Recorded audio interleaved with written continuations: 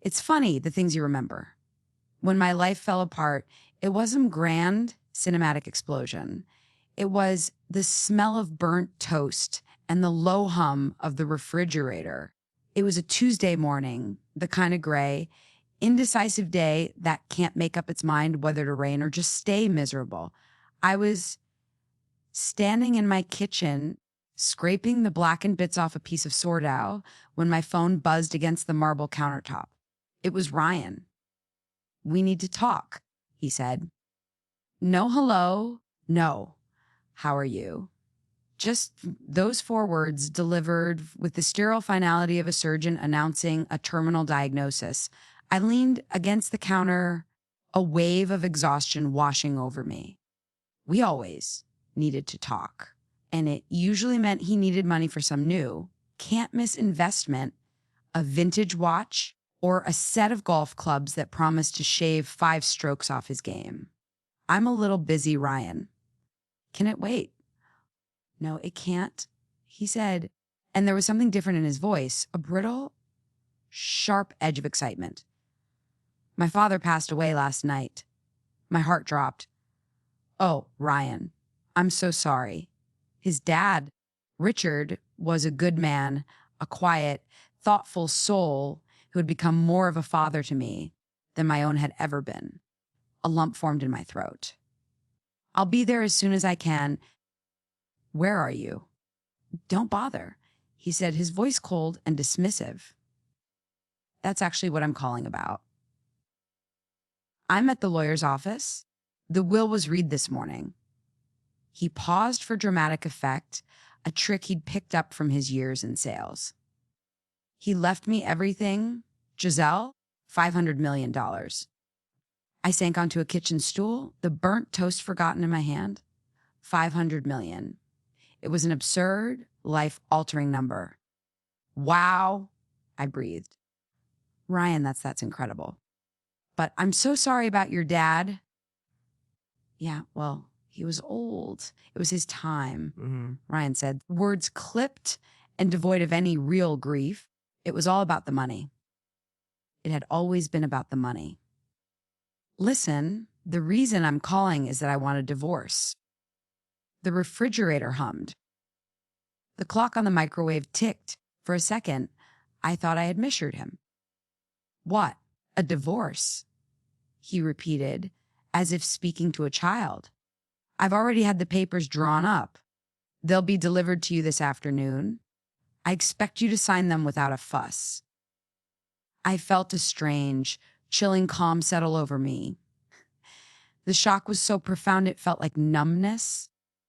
After all these years, you're Reb Y? And then he said the words that would be seared into my memory forever. He laughed, a short, ugly bark of a sound. "Why? Because I don't need you anymore, Giselle. Let's be honest. You were always just a placeholder, an ATM. A very convenient, very generous ATM. But now, I have my own money. A lot of it. I don't need yours anymore. An ATM. An automated teller machine, a machine you put a card into, punch in a code, and get money out of. No conversation, no relationship, just a cold, transactional utility." That's what I was to him. The years of love I thought we'd shared, the support I'd given him, the future I'd imagined. It all collapsed into that one brutal word. I looked around my kitchen at the life I had built. I was Giselle Johnson, a 42-year-old sales manager for a major tech firm. I was successful. I was respected. I had pulled myself up from the grief of losing my first husband, Michael, and built a good life. I had thought for a little while that I had found a second chance at happiness with Ryan Carter. Now, I saw it for the shame it was. He hadn't been a partner. He'd been a parasite, patiently waiting for his host to die so he could move on to a bigger meal. "I see," I said, my voice barely a whisper. The numbness was receding, replaced by a slow burning anger that started deep in my gut. "Good. I'm glad you see," he said, his tone breezy, relieved. He thought this would be easy. "Sign the papers, I'll be generous. You can keep the house. I don't need it. I'll be buying a penthouse downtown, maybe a place in Malibu. I'll even let you keep the car. Consider it a severance package." He hung up. I stood there for a long time, phone in hand, listening to the dial tone. The silence in the house was deafening. I dropped the piece of toast into the trash can. My appetite was gone, replaced by a hollow ache in my chest. He was divorcing me. He had called me an ATM. And the worst part, the part that twisted the knife, was that he was doing it while the body of his kind, gentle father was barely cold. But as I stood there, another feeling began to bubble up through the hurt and the rage. It was a strange, dangerous little flicker of something else. Ryan was celebrating his $500 million inheritance. He was planning his new life of penthouses and beach houses. He was so sure, so arrogant, so completely convinced that he had won. He had no idea. He had no idea that for the past 6 months, I had meeting with his father. I had been sitting with Richard in his study, going over bank statements and investment portfolios. And I knew the truth. I knew the secret behind the $500 million. And in that moment, standing alone in my silent kitchen, I made a promise to myself. Ryan wanted a divorce. He would get his divorce. He wanted to be free of his ATM. I would set him free. I would sign the papers and I would let him walk away, whistling into the beautiful gilded cage he had built for himself. And then I would watch it snap shut. My life with Ryan hadn't started as a transaction. It had started with a kindness. 3 years earlier, at 39, I was a widow adrift. My first husband, Michael, had been my college sweetheart. We'd built a life together, a partnership of shared jokes and quiet understanding. His death from a sudden heart attack had shattered my world. I was left with a beautiful home, a substantial life insurance payout, and an emptiness so vast it felt like a physical presence in every room. I went through the motions, work, grocery shopping, paying bills, but I was a ghost haunting the edges of my own life. Then Ryan Carter walked to the electronics store where I was half-heartedly looking for a new television. He was a sales associate, but he didn't act like one. He wasn't pushy. He had kind eyes and a warm, easy smile that made you feel like you were the only person in the world. He didn't try to sell me the most expensive model. Instead, he asked me about my life. He asked what I liked to watch, what kind of movies made me cry, what shows made me laugh. He listened, truly listened, and for the first time in a long time, I felt seen. He was charming, yes, but it was more than that. He seemed to understand grief. He told me he'd lost his mother a few years back and knew what it was like to feel that hollow ache. We talked for over an hour, and by the time I left, I had not only bought a television, but also agreed to have dinner with him. Our courtship was a whirlwind. He was attentive, romantic, and endlessly supportive. He celebrated my successes at work and held me when the waves of grief for Michael would unexpectedly crash over me. He seemed to be everything I was missing: a partner, a confidant, a best friend. He made me laugh again. He made me feel alive. After a year of dating, he proposed. I said yes without hesitation. It felt right. It felt like coming home. The only unusual arrangement was his living situation. My dad, Richard, he explained early on, he's a real estate developer, very successful back in his day, but he's getting on in years. He's one of those old school guys, lives in the same modest house he built 50 years ago, drives a 10-year-old sedan. He needs someone to look after him. I can't just leave him on his own. It seemed noble. I admired his devotion. I met Richard Carter a few months into our relationship. He was exactly as Ryan had described, a quiet, humble, and sharp as a tack. He had a gentle wisdom about him.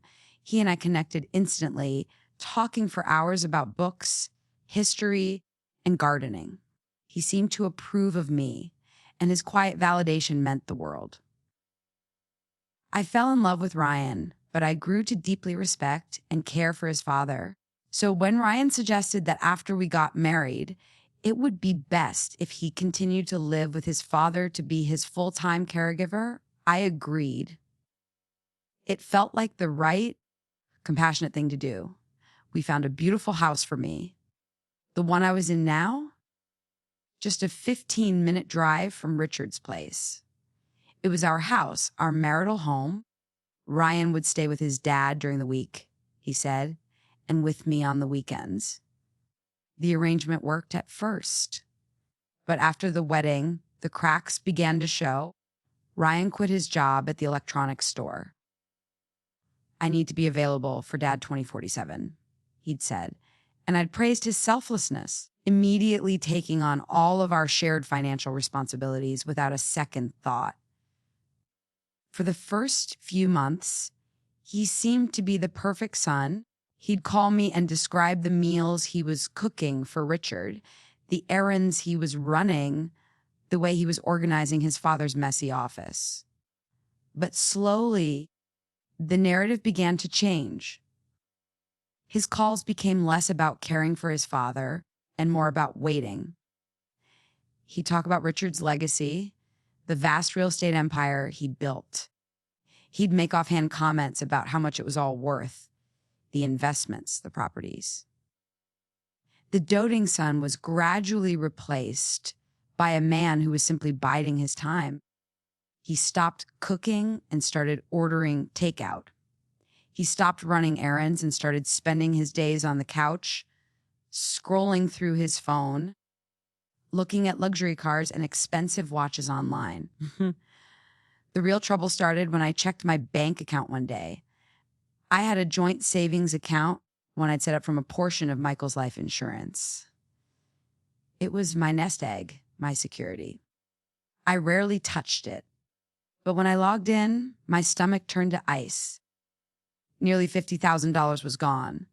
I printed the statements, my hands shaking. There were dozens of transactions I didn't recognize.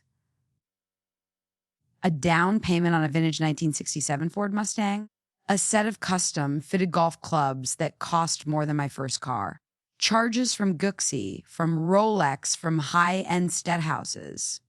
That night, I drove to Richard's house. I found Ryan in the living room playing a video game on the large TV I had bought for his father last Christmas. He barely glanced at me when I walked in. I threw the bank statements on the coffee table in front of him. What is this, Ryan? He paused his game, looking at the papers with an air of mild annoyance. Oh, that. Yeah, I've been meaning to tell you I bought a few things. A few things. Ryan, this is $50,000 from my savings. You didn't even ask me. He finally turned to look at me, and his expression was one of genuine confusion, as if I were the one being unreasonable. What's the big deal? It's just money. Besides, he said, gesturing around the modest home, my dad is sitting on a 9-figure fortune. Do you really think I need to worry about a measly 50 grand? I deserve to have some nice things. Think of it as an advance on my inheritance. I stared at him, my mind reeling. It wasn't just the theft. It was the entitlement. The casual disregard for me, for my money, for my feelings. He didn't see it as our money or even my money. He saw it as a fount he was entitled to dip into whenever he pleased. A precursor to the massive payday he was so patiently waiting for. He wasn't a caregiver. He was a vulture. That was the moment the man I thought I had married disappeared, replaced by a greedy stranger with my husband's face. I saw the cold, calculating reality of our relationship. He wasn't with me for love. He was with me for convenience. I was funding his lifestyle while he waited for his father to die. You're waiting for him to die, I said, the words tasting like poison. That's all this is, You're just sitting here, spending my money, waiting for your dad to die so you can be rich. He didn't even have the decency to deny it. He just shrugged, a smug little smirk playing on his lips. It's the circle of life, babe. That night, I went home and did something I should have done months ago. I went to the bank, closed the joint savings account, and moved every penny of my money into new individual accounts that he couldn't touch. I cut off his credit cards. I changed all my passwords. The ATM, as he would later call it, was officially closed for business. Our relationship fractured after that. The weekends he spent at our house became tense and quiet. The romance was gone, replaced by his simmering resentment and my growing contempt. He couldn't understand why I was being so difficult. In his mind, his future wealth justified any current excess. My money was just a bridge to get him there. But while my marriage to Ryan was crumbling into dust, something unexpected was happening. My bond with his father, Richard, was growing stronger. I continued my regular visits, but now I went to see him, not Ryan. I'd find Ryan glued to his phone in the living room and walk straight past him to the back porch where Richard would be reading or tending to his roses. He was a kind man, and he wasn't blind. He saw what his son had become. We never spoke about it directly, not at first, but there was a shared understanding between us, a quiet sorrow in his eyes. He saw the way Ryan ignored me, the entitled way he spoke, the lazy, parasitic life he was leading under his roof. One afternoon, as we were weeding his garden together, he paused and looked at me, his eyes full of a deep paternal sadness. He wasn't always like this, you know, Richard said softly. His mother, she spoiled him rotten, taught him he was the center of the universe. I tried to counterbalance it, but I guess I failed. You didn't fail, Richard. I said, my voice thick with emotion. You're a good man. He just shook his head, a wary sigh escaping his lips. A good man would have put a stop to this a long time ago. Thank you, Giselle, for everything you do for me and for him, even if he doesn't deserve it. In that moment, I wasn't his daughter-in-law. I was a friend. I was an ally in a quiet, lonely house, and he was the father figure I had been missing my whole life. The irony was devastating. I had married the son only to find the real treasure was the father. A treasure that, according to Ryan, was about to be liquidated and handed over to him. The beginning of the end came on a sunny afternoon about 6 months before Ryan's fateful phone call. I had stopped by Richard's house with a homemade lasagna, my usual Tuesday offering. Ryan's vintage Mustang was gone, which was a relief. I found Richard in his study, sitting at his large oak desk surrounded by stacks of paper. He looked tired, older than his 78 years. Giselle, my dear, he said, his face lighting up when he saw me. Come in. I set the lasagna on a side table. Are you okay? Richard, you look worn out. He gestured to the piles of documents. Just trying to get my affairs in order. At my age, you can't put these things off. He sighed, a heavy, rattling sound. The thing is, I need some help, and I can't ask Ryan. He wouldn't understand. Or more accurately, he'd only understand the parts he wants to. Of course, I said, pulling up a chair, anything. What do you need? He hesitated, his gaze drifting to a framed photo on his desk. It was of a younger Ryan, maybe 10 years old, smiling brightly, his arm around his mother. I need a second pair of eyes, he said, his voice low. A clear head? I need someone I can trust to understand the whole picture, not just the bottom line. For the next few weeks, I spent my evenings and weekends in that dusty study with Richard. He walked me through everything, his real estate holdings, his stock portfolio, his private investments. On the surface, it was impressive. The numbers were staggering. There were properties all over the state, shares in blue chip companies, a portfolio that on paper was easily worth hundreds of millions of dollars. I could see why Ryan was so confident, so smeg. He had likely seen these same documents and seen nothing but dollar signs. But Richard taught me to look deeper.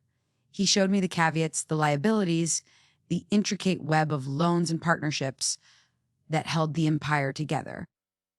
And then one rainy Saturday, he pulled out a thick, leather-bound ledger. It looked ancient. "This is the one, Giselle?" he said grimly.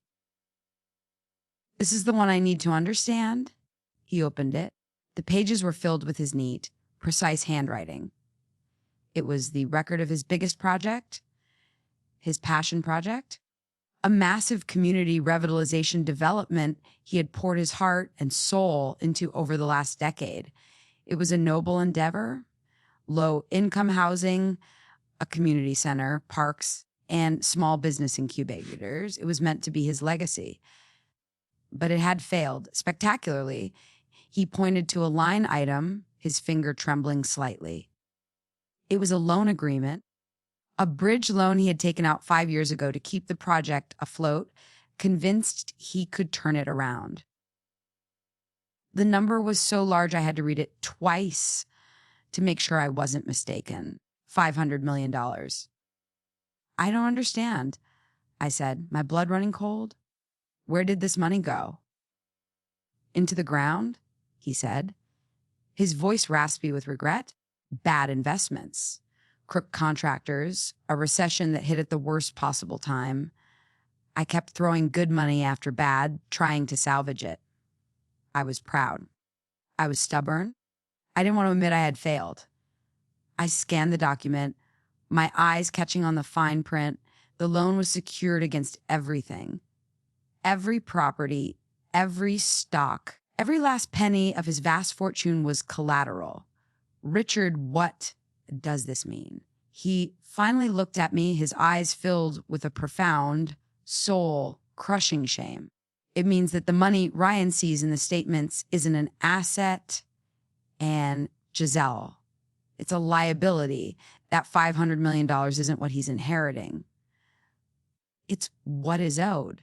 The bank has been patient, letting me live out my days, but the moment I'm gone, that loan comes due. They will take everything. The houses, the stocks, the accounts. It will all be seized to cover the debt." I sat back, stunned into silence. The entire fortune was a mirage, an illusion built on a foundation of catastrophic debt. Ryan's inheritance, the one he had quit his job for, the one he had destroyed our marriage for, didn't exist. "He'll be left with nothing," I whispered. Richard nodded slowly. "Almost nothing? My personal checking account is separate from the business assets. It's all that will be left. It has about $75,000 in it. That and this house. But the house has a second mortgage on it that I took out for the project. The bank will take it too. So, yes, $75,000. That will be his inheritance." The irony was staggering.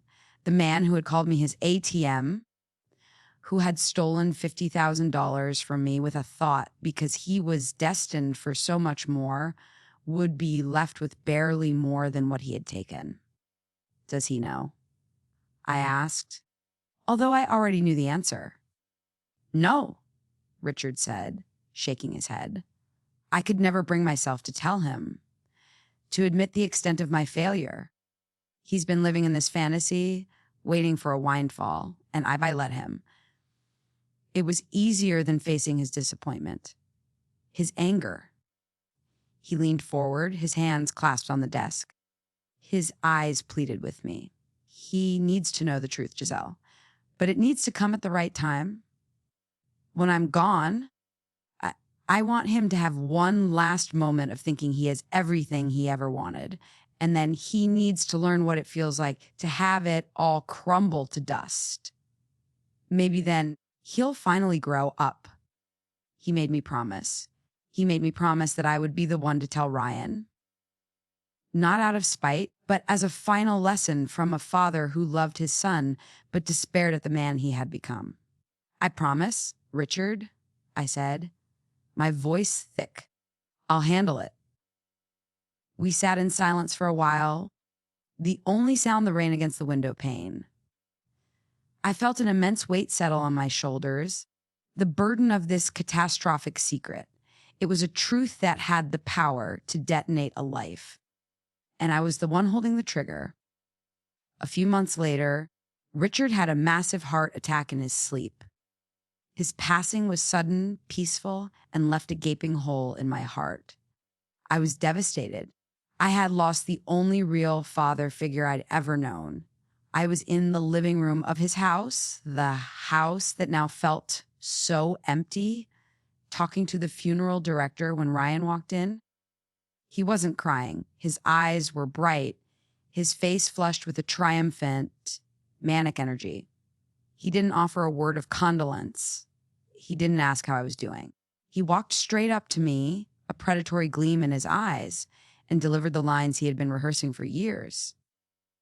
I want a divorce, he said, a wide, unnatural smile plastered on his face.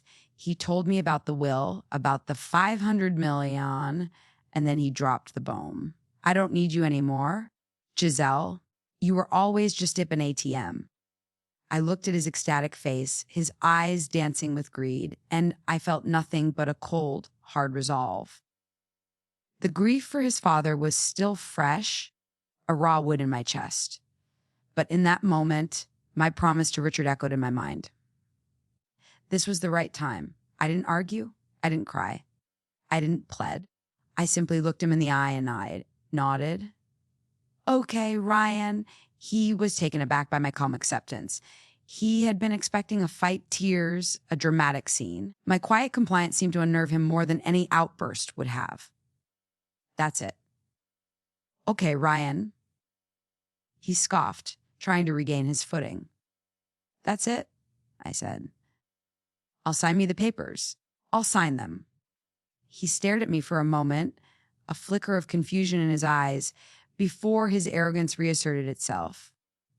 He shrugged, that smug smirk returning. Fine. Your loss.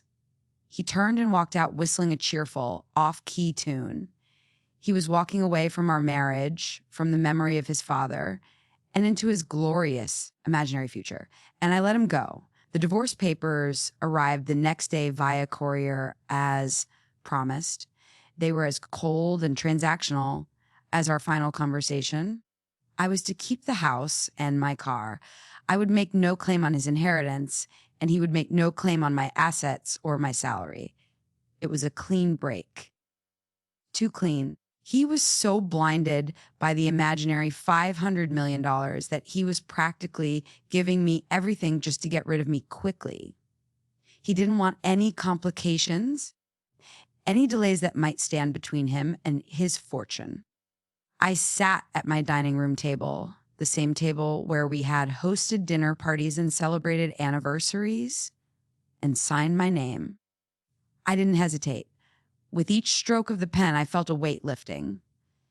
I was signing away my marriage, but I was also signing myself back into freedom. I was no longer Giselle Carter, wife of a hopeful here. I was Giselle Johnson again, just me. And it felt good. I sent the papers back the same day. The divorce was finalized within a week. It was brutally, blessedly efficient. The next few days were quiet. I took time off work not to grieve my marriage, but to grieve Richard. I went through old photos, remembering his quiet kindness and the wisdom in his gentle eyes. I felt a profound sadness that he was gone, but also a fierce determination to honor my promise to him. Then the call came.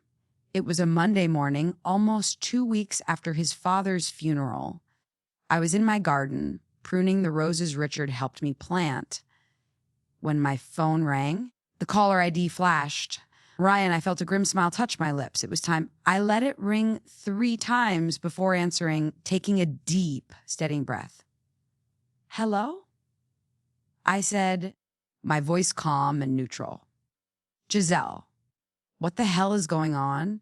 He was shouting. The breezy arrogance was gone, replaced by a raw, rag panic. I'm at the bank.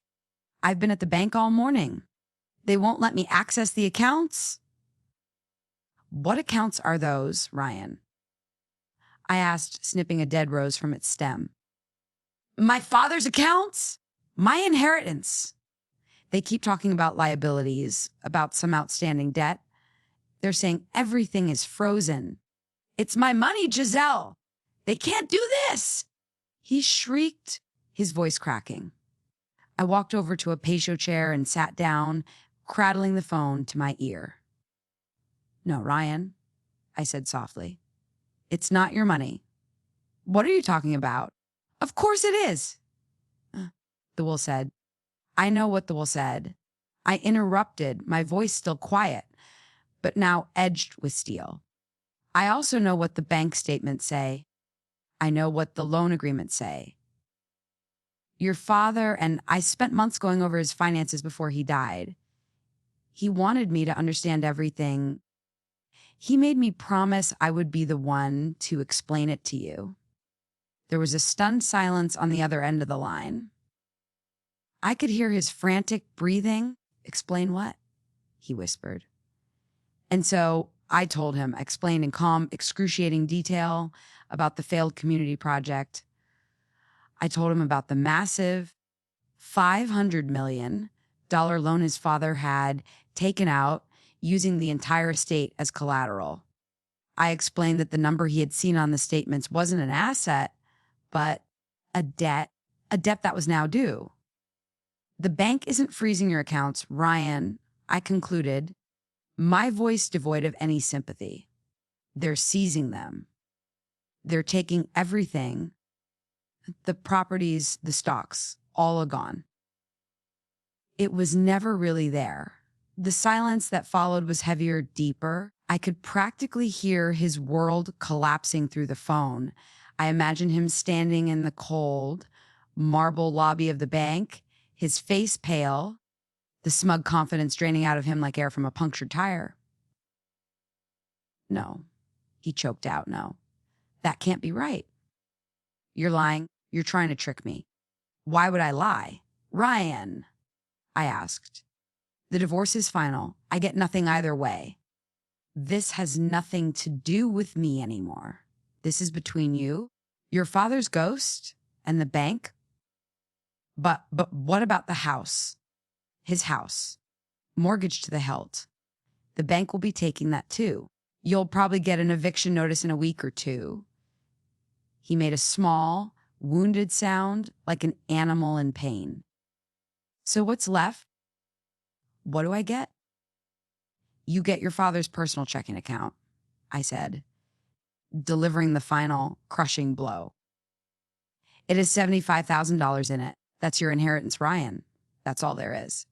He started to sob, not quiet, dignified tears, but ugly, gasping sobs of pure, unadulterated panic. The dream had died. The penthouse, the Malibu beach house, the life of effortless luxury. It had all vanished in a single phone call. Giselle, please. He begged, his voice reverting to the wheedling tone he used to use when he wanted something from me. You have to help me. You're good with money. You can talk to them, figure something out. We can get back together. We can fix this. The audacity of it was almost laughable. Just 2 weeks ago, I was his ATM, a disposable convenience he was gleefully shedding.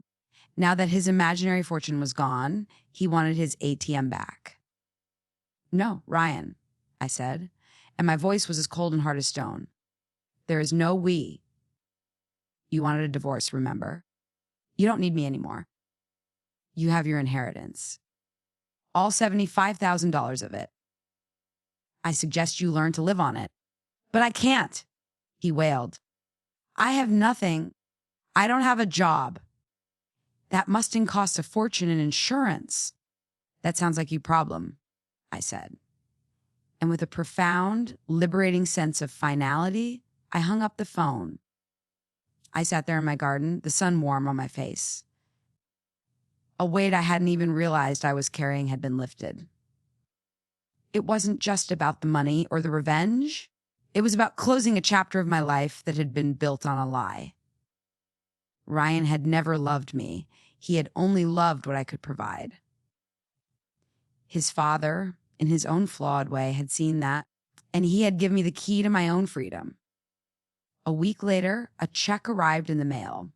It was from Ryan's lawyer for $37,500, exactly half of his inheritance, a final settlement from our divorce that his lawyer must have insisted on, almost tore it up. But then I looked at it and I smiled. I deposited it into my savings account. It wasn't hush money, and it wasn't a pathetic attempt at an apology. To me, it was a refund, a partial reimbursement for the $50,000 he had stolen from me. More than that, it was a reminder that I had survived. I had been underestimated, used, and discarded, but I was not a victim. I was not an ATM. I was Giselle Johnson, and I was starting over on my own terms, building a future that was entirely my own. And for the first time in a very long time, I felt truly, completely rich